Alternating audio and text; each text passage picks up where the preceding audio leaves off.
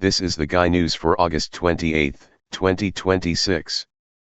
Breaking stories, continuing sagas, and major developments. I'm your host. Let's get right to it. We open with a dramatic territorial dispute in the suburban neighborhood of Maple Drive. At 8 a.m. today, local resident Arthur Pendleton completed construction on a full-scale pirate vessel built entirely out of 85 wooden shipping pallets in his driveway. Standing on the improvised poop deck wearing an eye patch and wielding a plastic telescope, Captain Arthur formally declared the entire cul-de-sac as international waters. By 11 a.m., Arthur had hoisted a black flag featuring a crossed fork and spoon. He began demanding a toll of 2 juice boxes from any mail carrier attempting to navigate the street. Neighboring homeowners called municipal code enforcement, but officers arriving at 2 p.m. noted that since the vessel rests completely within property lines and possesses no operational sails, it technically qualifies as a very aggressive lawn ornament.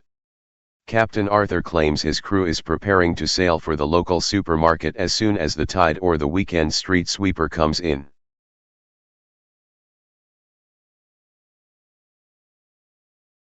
Turning to major real-world economic developments today, we look at severe market shifts hitting bakery supply chains across Europe.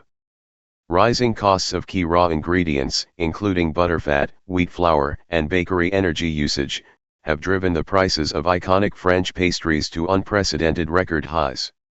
Reports out of Paris confirm that the average price of a standard butter croissant has surged by 42% over the last quarter alone. Meanwhile, the traditional morning baguette, long protected as an affordable daily essential, has seen prices double across several key municipalities. French agricultural officials report that high butter shortages combined with soaring oven electricity rates have forced local bakeries to adjust prices simply to stay operational. The price hikes have triggered intense national debate. Long lines have been observed at bakeries where customers are carefully weighing and inspecting single pastries before making a purchase.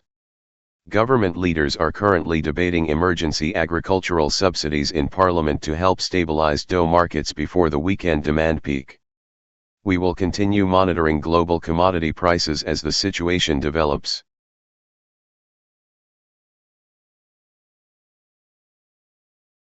We turn now to our continuing coverage of the Great Flying Toad incident.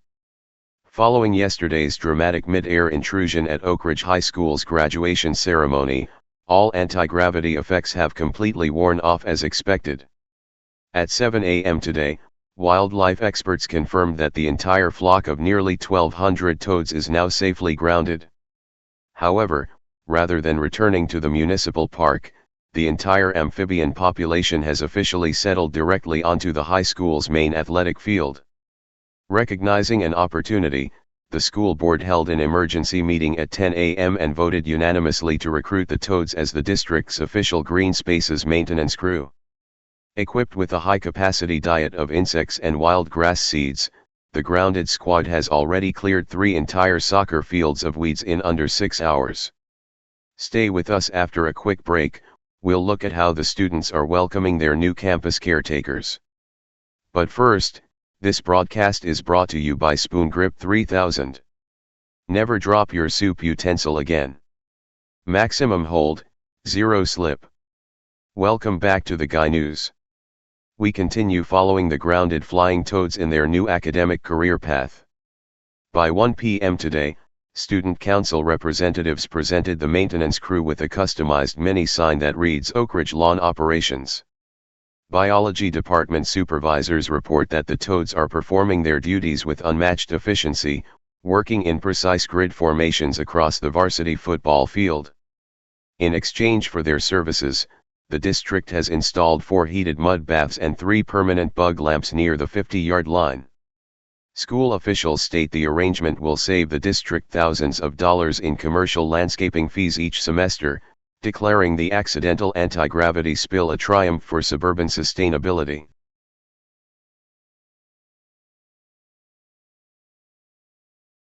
We interrupt for an incredible report from the world of consumer technology. At 4:12 p.m. today, local resident Mark Stevens stepped up to his desktop computer and successfully plugged in a standard USB Type-A flash drive correctly on his very first attempt. Remarkably, Mark did not flip the drive over, look inside the port, or attempt the standard 3-try trial process. Laboratory statisticians confirm the odds of a first-try insertion without looking stand at less than 0.001%. Scientists from the local Polytechnic Institute arrived shortly after to inspect the computer tower, confirming no magnetic guidance or modified slots were used during the feat.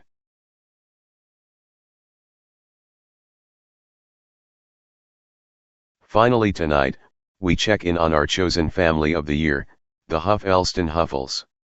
After yesterday's culinary clash on the kitchen countertop, the royal siblings moved their territory war to the living room couch at 2 p.m. today, competing for sole control of the TV remote.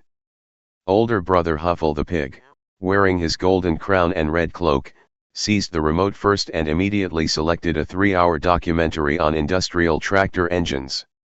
However, younger brother Huffles the Frog King, wearing his purple robe, executed a tactical leap off the armrest, landing directly on the power button and turning the screen completely black. Younger sister Huff-Elston, the turtle in her sharp designer sunglasses, slowly crawled onto the couch cushion at 3:30 p.m., placed her heavy shell directly over the remote control, and went fast asleep. Neither brother risked disturbing her to retrieve it.